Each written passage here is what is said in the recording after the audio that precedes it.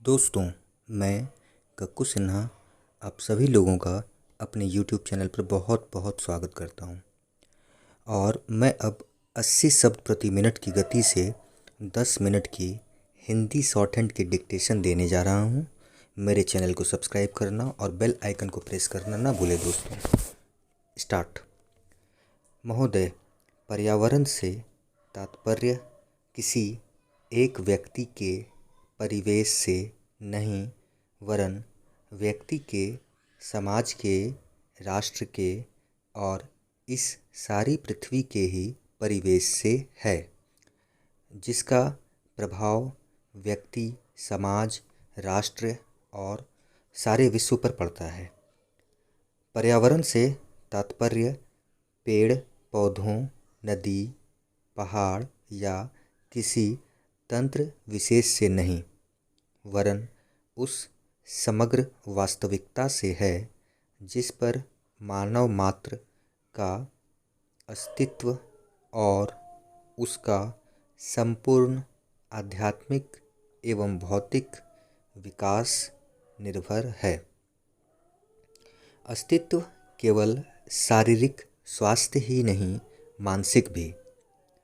स्वस्थ शरीर में स्वस्थ मन ही अच्छे स्वास्थ्य की परिभाषा है। शारीरिक स्वास्थ्य हमारे आहार पर निर्भर है, जिसका स्रोत इस पृथ्वी का जल, थल, वायुमंडल है। मानसिक स्वास्थ्य भी प्रकारांतर से इन्हीं पर निर्भर है, क्योंकि जैसा खाए अन्न वैसा बने मन। स्वस्थ जीवन पर सबसे अधिक प्रभाव हमारे चिंतन का, हमारी परंपराओं का और उन सब परिस्थितियों का पड़ता है जो हमारे ऊपर आरोपित हैं या की गई हैं या की जा रही हैं। इसलिए पर्यावरण या परिवेश में जल, थल, वायु ही नहीं बल्कि वे सारे घटक महत्वपूर्ण हैं जिनका कुछ भी प्रभाव हमारे जीवन पर, हमारी क्रियाशीलता पर पड़ता है। जैसे हमारे विचार, हमारे आचरण और हमारी परंपराएं एवं संस्कृति आदि। सदा से मानव की आकांक्षा उन्नति और विकास की रही है। जगत का अर्थ ही है गतिमान और गति दोनों ओर संभव है, उन्नति की ओर भी और अवनति की ओर भी। पहली को हम प्रगति कहते हैं, दूसरी को अगति, विगति, अधोगति या दुर्गति कह सकते हैं। वास्तव में मनुष्य ऐसा जटिल प्राणी है जिसमें अनेक विरोधाभासी और असंगत प्रतीत होने वाली प्रवृत्तियां और प्रतिक्रियाएं होती हैं। वह कानून और व्यवस्था की मांग करता है, किंतु चलचित्र, दूरदर्शन आदि में स्वतः भड़की हिंसा या खेलों में युक्तिपूर्वक की गई हिंसा अथवा अनीति से मंत्रमुग्ध भी हो जाता है। मनुष्य अपनी ही जाति या वर्ग के व्यक्तियों के प्रति प्रायः बहुत अधिक प्रतिद्वंदी होता है, किंतु कोई बाहरी खतरा उपस्थित होने पर उनके प्रति हद से ज़्यादा सहयोगी बन जाता है। वह सड़कों पर या युद्धों में सामूहिक विनाश के प्रति उदासीन रहता है, किंतु किसी खान में फंसे हुए एक व्यक्ति या किसी कुएं में गिरे हुए एक बालक की रक्षा करने के लिए ढेरों साधन जुटा लेता है।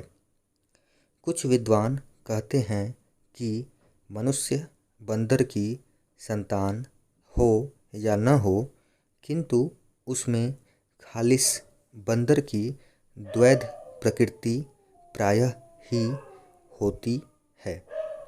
उसमें शाकाहारी बंदरों की भांति वृक्षों में उछल कूद करने की प्रवृत्ति तो होती ही है, साथ ही ऐसे बंदरों की स्वाभाविक जिज्ञासा भी होती है जो अत्यंत संगठित गिरोहों में रहते हैं और भांति भांति का मांस खाने में मज़ा लेते हैं।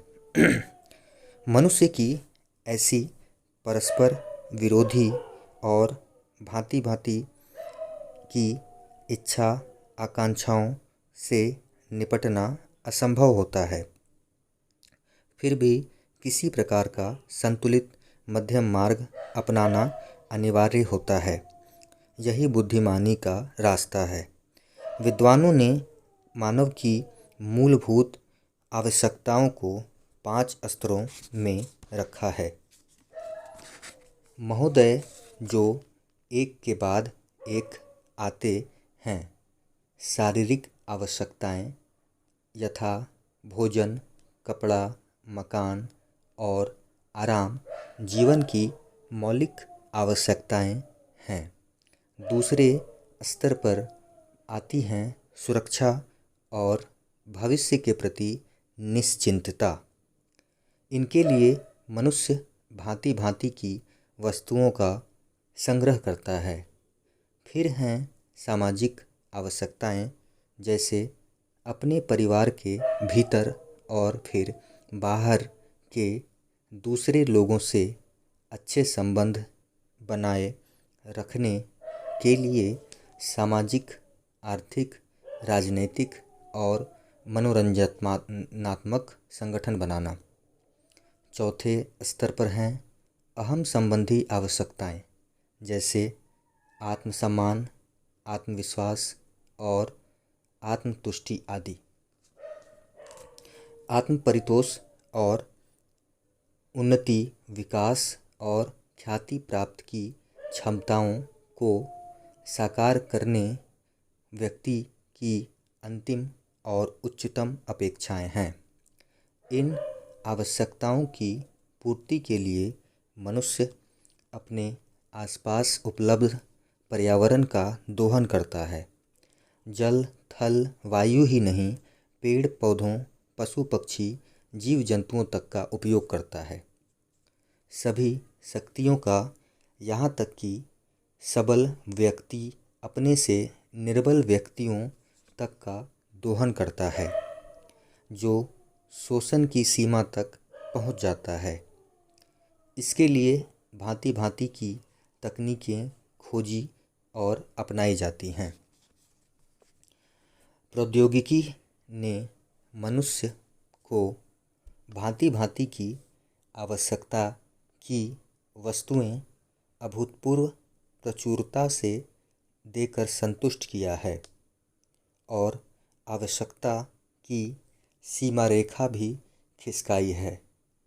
विलासिता और सजावट की ऐसी सामग्री भी दी है जो अब बहुत कुछ आवश्यकताओं में गिनी जाने लगी है।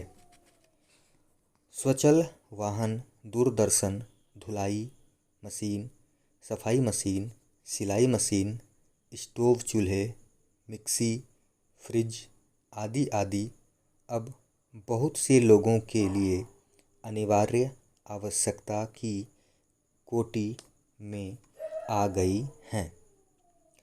तकनीकी और औद्योगिकी से यह सब संभव हुआ है, किंतु एक ऐसा अल्प वर्ग भी है जिसके लिए विलासिता आवश्यकता की कोटि में आ चुकी है। विज्ञान की जन समुदाय के लिए तो मौलिक न्यूनतम आवश्यकताएं भी विलासिता ही बनी हुई हैं। फिनिश।